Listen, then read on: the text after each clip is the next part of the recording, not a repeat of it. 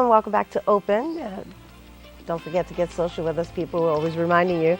Tweet us at BronxNet TV, and don't forget to tweet me while you're there at Rena Valentine. That's right. Our next guest describes herself as a feminist, strong woman. She's a writer, student, and educator who speaks out with no fear of showing her real feelings. Her transparency has actually won the admiration of thousands of followers who are sure that her work has inspired them to be better. Please welcome to the show, writer MP Frias. Hi. Was that a good description? That was very good. That was very good. Okay, so let's just share with everyone your journey, right? Because the interesting is like there's this whole new platform that we refer to social media, and social media has a lot of influence. Right. And you are quite influential on Instagram. I am. Okay, so can we just talk a little bit about how you even developed it? Like, is it something that just happened, or like what inspired you to go in this particular direction? Onto Instagram? Well, no, just the motivational, like the controversial. You've got like a little combination of like relationship things, issues, and then you take it, but then you've got motivational thing. Your stuff is very, very. It's something for people to really think about, and it's pensive. I think that's why I've gotten so many followers, is because what I do post, it's for me, and it's kind of what I'm feeling at the moment, what I need to read, and then everyone else just happens to relate to it. That's why I've gotten so many followers.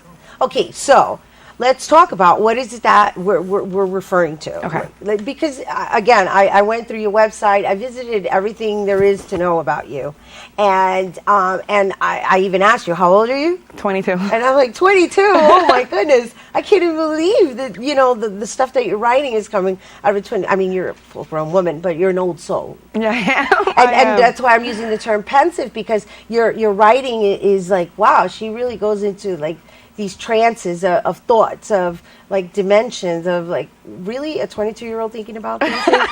I know. Like I read the whole thing about the relationship. Let's talk about that, about like having a friend, a platonic relationship, and the reasons why. Wasn't that great? It was fabulous. It was fabulous. It was fabulous. I love that one. So let's just talk about. All right. First of all, was that something that happened to you? Of course, all the time. Okay, so let's talk about that. Okay, it's called Just Friends, and it's basically you have a guy friend, or a guy has a girlfriend who is simply just a friend. You see them as a friend. So you're hanging out with them, and all of a sudden you tell them, oh, I happen to, I'm going on a date, or I got a boyfriend or something, and they get really upset. And why are you upset? I thought you were my friend. I thought you saw me as a platonic friend, and they didn't. This whole entire time they had ulterior motives.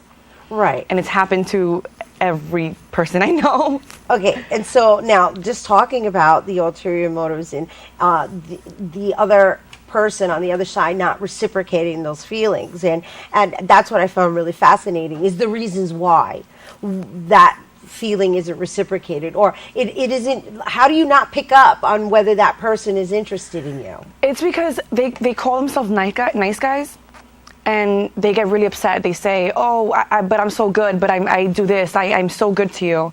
How dare you? They feel like they have some kind of possessiveness over another person because they're a good person. They consider themselves a good person. They can't see someone not being romantically involved with them because they consider themselves such a nice guy. So don't you think that in some form, like and I read this too, they feel set up? They feel like how I've made myself clear, haven't I? But I see you as being a good person.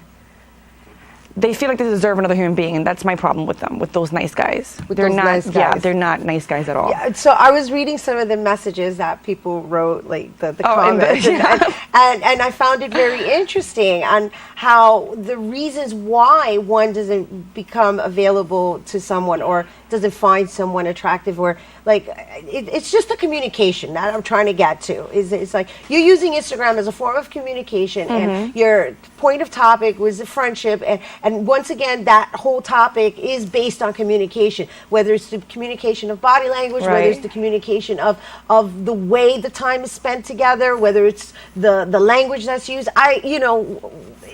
And so it stirs up this whole other topic conversation, and now you have all these thousands of people leaving comments about this one particular thing, and I just find it so fascinating how, if you know, just I'm fascinated by social media, period, and just the fact that you, a 22-year-old, are actually writing about the reasons why you wouldn't find yourself attracted to someone, because maybe you're in a relationship, or maybe you just want them as a friend, maybe you're not attracted to them, maybe all the different reasons, and that's really what I was trying to get at in having this conversation. But they can't see that. They feel like I'm a good person, I should have you, and that's my problem with them. And my readers, they are the most blunt people I have ever come in contact with, and their comments are just... Well, they're from New York, right? Most of them are from New York. Most of them are from New York, and they just say things, and I just let them kind of just argue within themselves.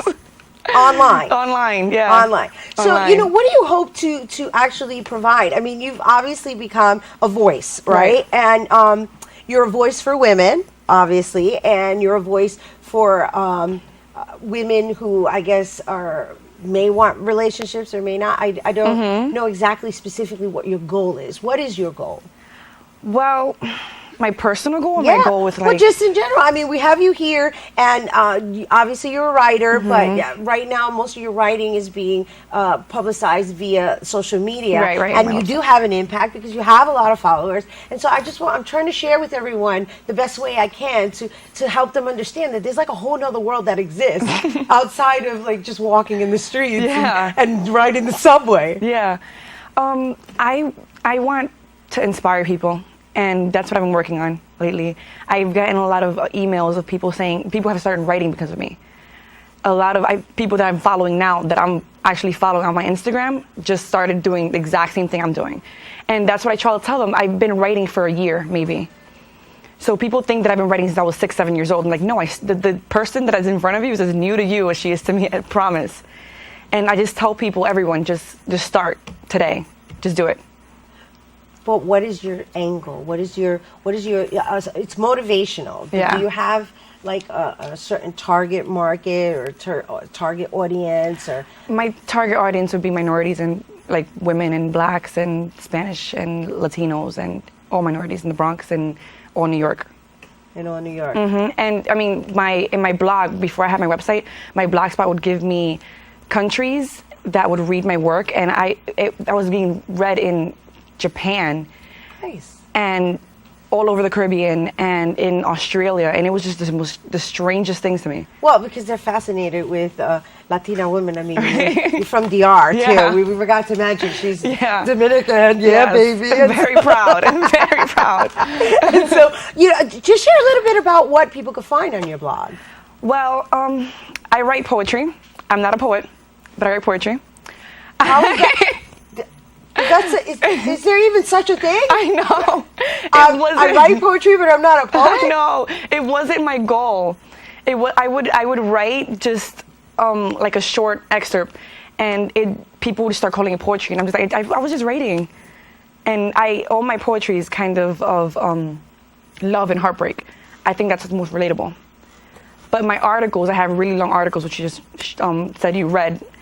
Those are more about politics, economics, about other real-world problems, Right, looking for the harmonious outcome. Right, that's... Yeah, no, I got it. I was so happy to meet you. I'm so happy you're here. So share with everyone where they can read further. Well, mpfrias.com, MPFRIAS, and my Instagram is mp.frias.